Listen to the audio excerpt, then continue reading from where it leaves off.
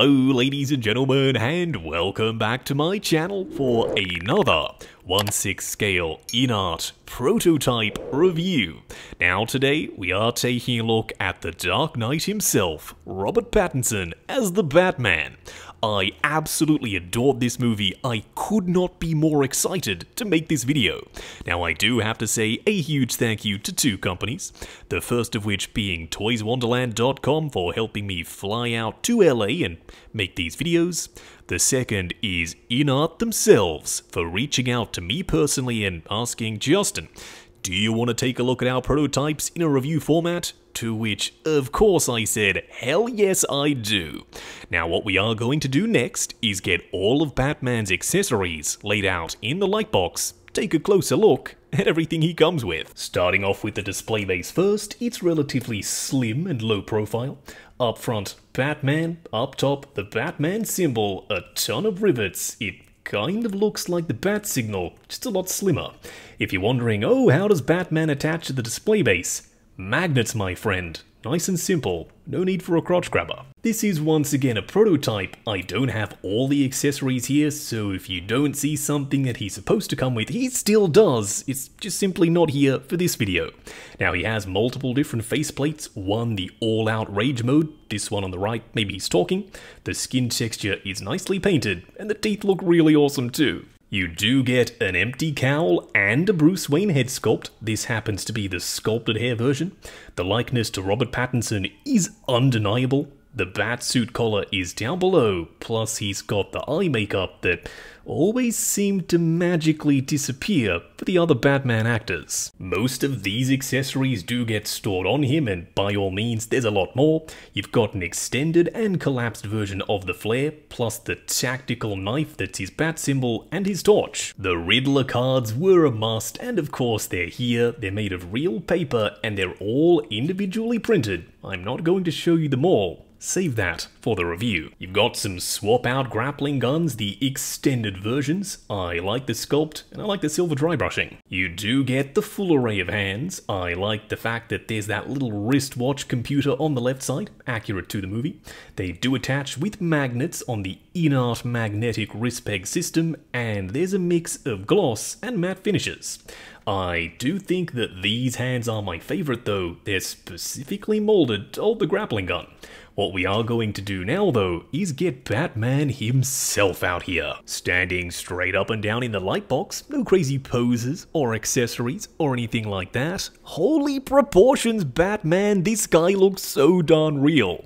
It literally looks like a shrunk down version of Robert Pattinson standing in front of me in the lightbox in 1/6 scale. The body isn't overly bulky, it's nice and slim and trim, but not overly so. He also has a ton of detail on the suit, multiple different colors and shapes and sizes and textures. Comes together to make for a very accurate looking outfit. The cape isn't the final cape, the length and the material and the color is still being tweaked, but the icing on the cake for me is the head sculpt. Even from a distance, that is undeniably Robert Pattinson as the Batman from the 2022 film. Up close and personal, kicking things off with the head sculpt first. I mean, this is the cowl head sculpt, and even then, you can tell that's Robert Pattinson. The likeness is there from every angle. The skin texture on the mouthplate and the mask texture on the mask is impeccably well done. You've got scratches and dings sculpted in, plus some dirt and grime on top as well. Don't forget, you'll be able to switch out the mouth plates and move the eyes on the final, but seeing as though this one's the prototype, it's locked in position.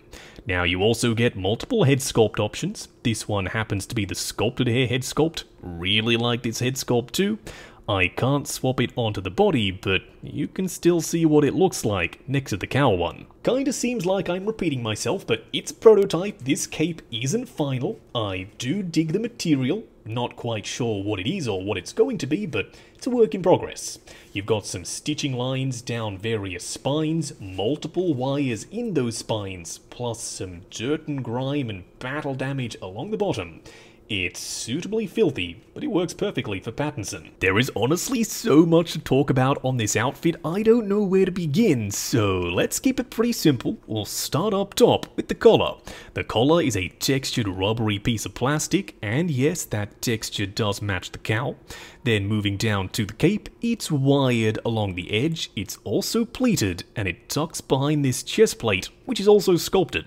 Now initially I thought, oh no, the color match is off, but no, I checked the reference, this is accurate, the chest plate is a different material in the film, and it is here too. There's some texture up on top, this batarang slash chest symbol slash tactical knife is removable on the final version, but here I go again, it's a prototype, so on this one, it's locked in position. The shoulder pads are separate pieces held on with Velcro. You've got some scratches and some texture, plus they're painted really nicely. These bicep armor plates also have scratches and a nice pop of color for this strap. Then coming down to the gauntlets, these straps are slightly rubbery. You've got some silver dry brushing on the surface, and they do move up and down when it comes to posing. I also wanted to point out that on the inside of the gauntlet, they do have the grappling gun, and yes, that goes for both sides. You do also have these accurate little strings made of real string, plus multiple layers of fabric for the bodysuit. It all comes together really nicely.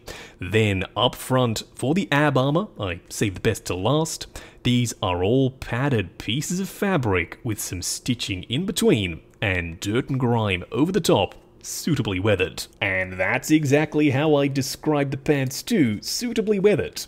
You've got multiple armor pads, done in the same style as the ab armor.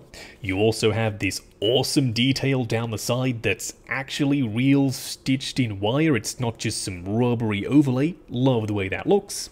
Then on one side, you've got the sticky bomb gun and the holster. Plus up top his police style belt with multiple little doohickeys in all the pouches, and they're movable and some of them are removable. Then coming down to the boots, they're a split cut boot design, love to see it. There's some texture and wrinkling up top for the top piece, then down below the boot itself, you guessed it, more texture, more wrinkling, and a teeny tiny amount of dry brushing on the surface, plus some sculpted in tread down below. For a quick side-by-side comparison, here we have Hot Toys DX19 and INART's The Batman. DX19 is a little bit shorter, and their suits are completely different. Of course they are. Different actors, different movies.